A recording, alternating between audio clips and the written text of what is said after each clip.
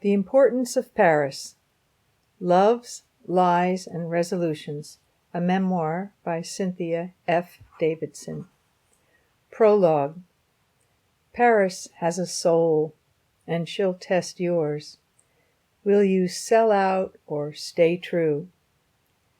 Seekers of transformation have been flocking to the City of Light for centuries. Artists, mystics, writers, revolutionaries, royals, and refugees. 27 million tourists a year were making Paris the most visited place in the world when I went there for a 10-day vacation in January 1984. A month later, I put my affairs in order and returned to become one of the 2 million who call Paris home. My home had once been in another Paris, the Paris of the Middle East, Beirut, Lebanon.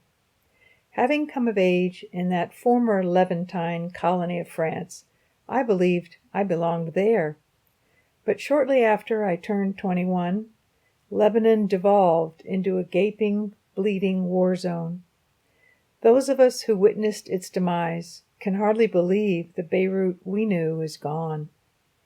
The promise of its heydays lives on in our memories.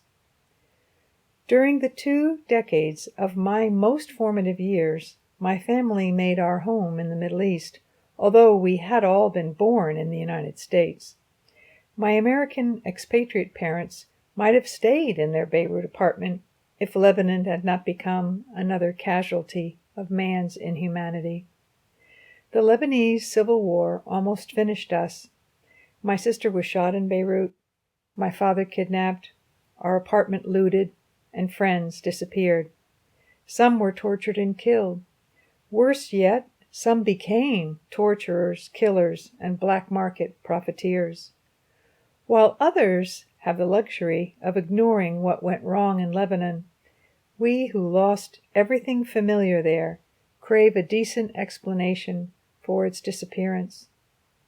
The nightmare of that faux Paris still had me in its thrall when I moved to France at age 29, determined to discover what had gone wrong in Lebanon. The ongoing fighting made it too dangerous to return to Beirut for answers. After the invasions of the Syrian and Israeli armies, my parents finally gave up and returned to America in the summer of 1982, after 21 years in the Arab world. Each member of my family struggled to readjust to life in the United States after being abroad for so long. In addition to what was lost in the fighting, we had also lost our foothold in the world at large, and this wreaked havoc on my sense of belonging and identity. Thoughts of Lebanon's ruination preoccupied me.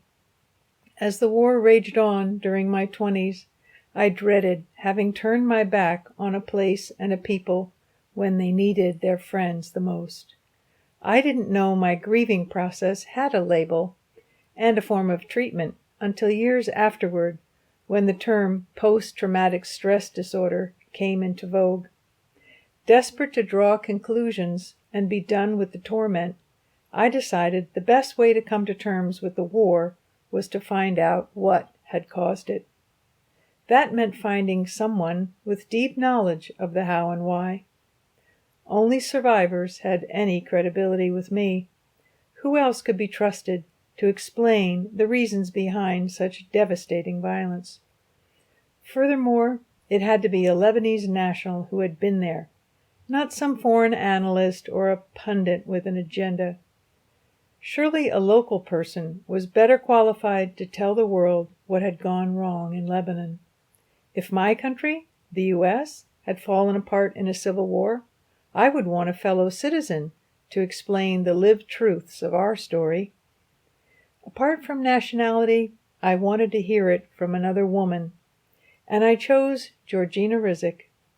Not because she had once been Miss Universe, but because the multiple tragedies she had endured since wearing that crown had left her fatefully suited to the task.